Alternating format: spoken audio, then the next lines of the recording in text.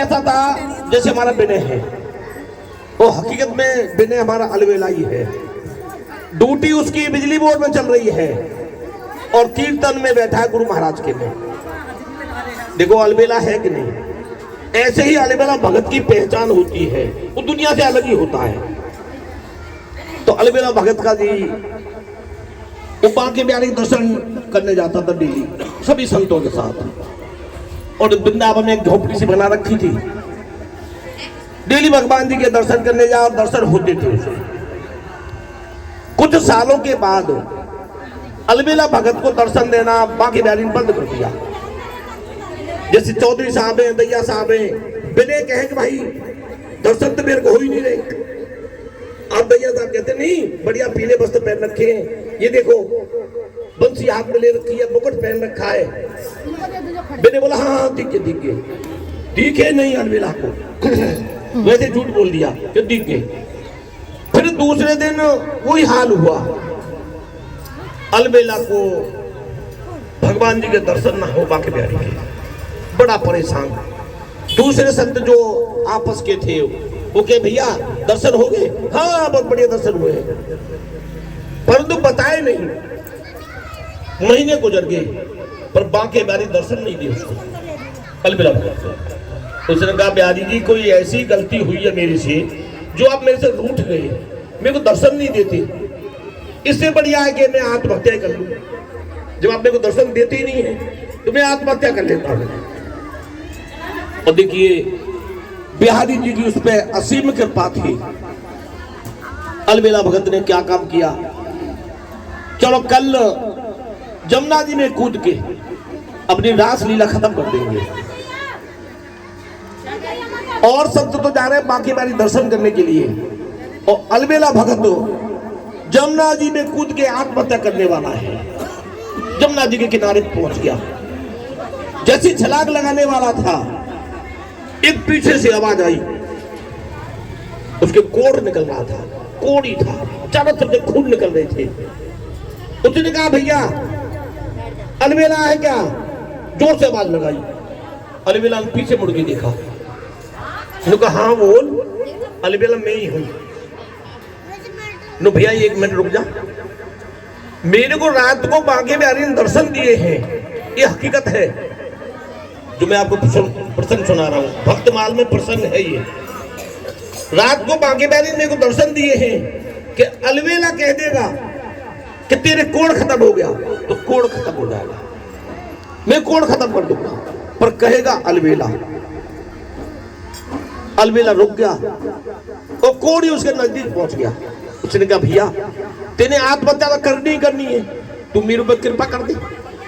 जब बांके बिहारी दर्शन मेरे को देने आए रात को, उन्होंने कहा कि भाई अलवेला कह देगा तो मेरे कोड़ ठीक हो जाएगा, तो भैया एक मेरे को थोड़ा सा उपकार करके चला जा। आत्महत्या तूने फिर भी करनी है तो मेरे उपकार हो जाएगा, मेरा कोड़ खत्म हो जाएगा।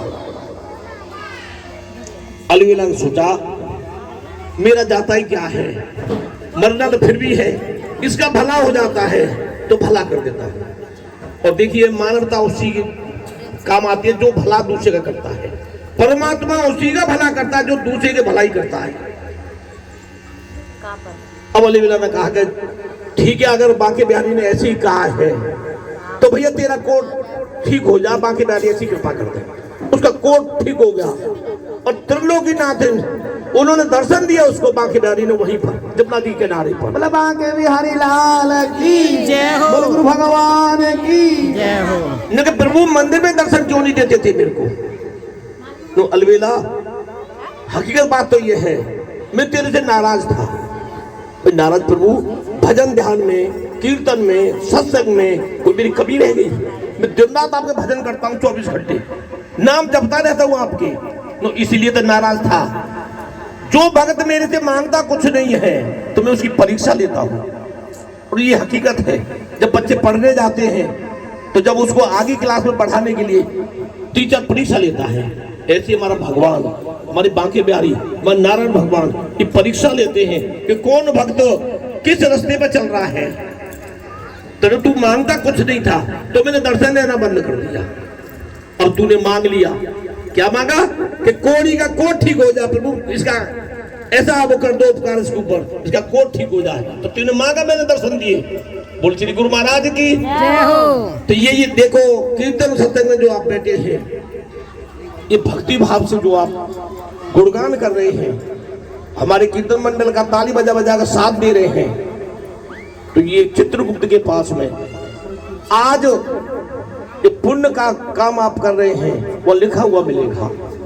ये फलाने फलाने तारीख को आपने 2 घंटे 1 घंटे भक्ति भाव से कीर्तन में हिस्सा लिया, तो आप, क्योंकि कीर्तन में कलयुग केवल नाम आधारा और सुमर सुमर उतर ही पारा। कलयुग में कीर्तन की महिमा है, दान की भी महिमा है, क्योंकि धर्म के 4 स्तंभ हैं, 4 पैर हैं धर्मराज के। पहला सतयुग था, और सतयुग के अंदर मानव की उम्र कितनी होती थी? 24 साल, 1 लाख वर्ष सतयुग के अंदर। सतयुग में 1 लाख वर्ष मानव की उम्र हुआ करती थी, और कितना लंबा हुआ करता था वो? 30 फुट से 40 फुट। आज हमारी 4 मंजिल इमारत बनाते हैं, इतना लंबा होता था सतयुग के अंदर।